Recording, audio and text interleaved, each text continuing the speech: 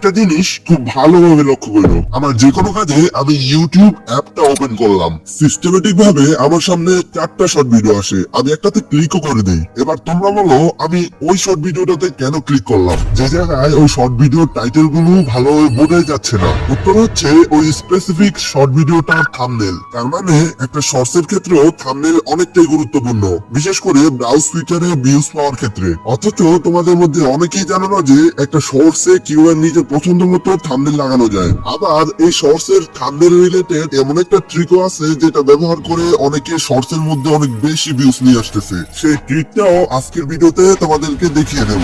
সময় নষ্ট করবো না, ভিডিওটা শুরু করবো। তার আগে আমাদের এই চ্যানেলে ইউটিউব গ্রোথ এবং অনলাইন রিলেটেড দরকারি ভিডিওগুলো আপলোড করে থাকি, তাই তোমাদের প্রয়োজনে এই চ্যানেলটা সাবস্ক্রাইব করতে পারো। প্রথমেই চলো জেনে নেই কোন কোন সিচুয়েশনে বা কোন কোন ক্ষেত্রে তোমার শর্টসের থাম্বনেলটা কাজে লাগবে। এতে সিচুয়েশন অনুযায়ী তুমি আরো ক্লিকেবল থাম্বনেল বানাতে পারবে। ভিডিও শুরুতেই তো একটা অপশন দেখিয়ে দিচ্ছি যেটাকে বলে ব্রাউজ ফিচার। 2 নম্বরে হচ্ছে সাজেস্টেড ভিডিও। খেয়াল করে দেখো, যখন তোমরা একটা লং ভিডিও দেখো ওইটার নিচে অনেকগুলো ভিডিও সাজেস্ট হয়। ওইখানে লং ভিডিওর পাশাপাশি অনেকগুলো শর্ট ভিডিও থাকে। ওই শর্ট ভিডিও গুলোতে যদি ক্লিকও করে তাহলে শুধু থাম্বনেল দেখে ক্লিক করবে, তাই থাম্বনেল খুবই গুরুত্বপূর্ণ।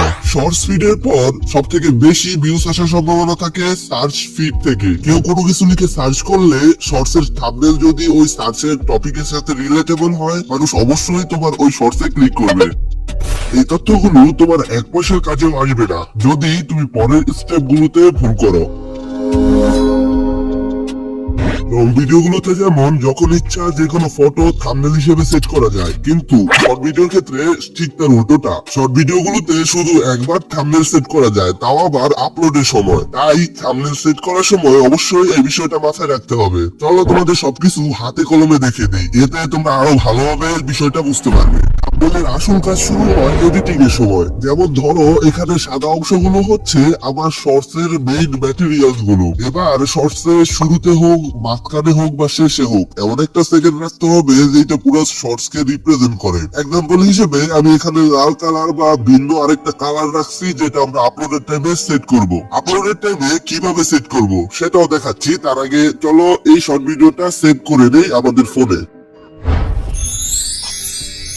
আপলোড করার সময় ইউটিউব স্টুডিও বা ক্রোম ব্রাউজার থেকে না, বরং ইউটিউব অ্যাপ থেকে শর্টস আপলোড করতে হবে। কারণ শর্ট ভিডিওতে পছন্দ মতো থাম্বনেল সেট করার অপশনটা ক্রোম ব্রাউজারে বা ইউটিউব স্টুডিওতে কোনোটাতেই নাই। ওকে, ইউটিউব অ্যাপটা ওপেন করো, এরপর নিচে প্লাস আইকন আছে, ওইখানে ক্লিক করো। তোমাদের নির্দিষ্ট করা শর্ট ভিডিওটা সিলেক্ট করে নাও, এরপর নেক্সটে ক্লিক করো, আবারও নেক্সটে ক্লিক করো। টাইটেল তো তোমার পছন্দ মতো দিবাই। এবার কোনায় দেখতে পাবো একটা কলমের চিহ্ন আছে, ওইখানে ক্লিক করো। কলমের চিহ্নতে ক্লিক করার সাথে সাথে খেয়াল করলে দেখতে পাবো নিচে তোমার পুরো ভিডিওর টাইমলাইন চলে আসছে। এডিটিং এর সময় কিন্তু আমরা ঠিক করে রাখছি যে কোন অংশটা আমরা থাম্বনেল হিসেবে রাখবো। যেমন সাদা কালার ব্যতীত বাকি 2টা কালার। টাইমলাইনে সোয়াইপ করে জাস্ট ওই অংশটা সিলেক্ট করে নাও, হয়ে গেল আমাদের শর্টসের জন্য পারফেক্ট একটা থাম্বনেল।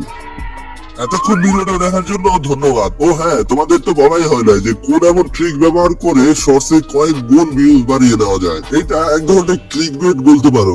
এর মাধ্যমে অদ্ভুত এমন একটা ইমেজ জেনারেট করে যেটা দেখলে তোমার আগ্রহ জাগবেই। ওই ইমেজটা ভিডিওতে 1 সেকেন্ডের জন্য রাখে এবং এটাকে থাম্বনেল হিসেবে ব্যবহার করে। বেশিরভাগ শর্ট ভিডিওগুলোই তো কয়েক সেকেন্ডের হয়, সো ওই ইমেজটা দেখার জন্যই পুরো শর্ট ভিডিওটা বেশিরভাগ মানুষই দেখে ফেলে। আমি বলবো এরকমটা না করে তোমার টপিক অনুযায়ী এআই ইমেজ ব্যবহার করতে পারো যদি তোমরা চাও। শর্ট ভিডিও ভাইরালের প্রসেস জানতে চাইলে বাম সাইডের ভিডিও, আর প্রফেশনাল ভয়েস ওভার করতে চাইলে ডান সাইডের ভিডিওটা দেখতে পারো। দুইটাই গুরুত্বপূর্ণ ভিডিও, কোনটা আগে দেখবা এটা তোমাদের ইচ্ছে।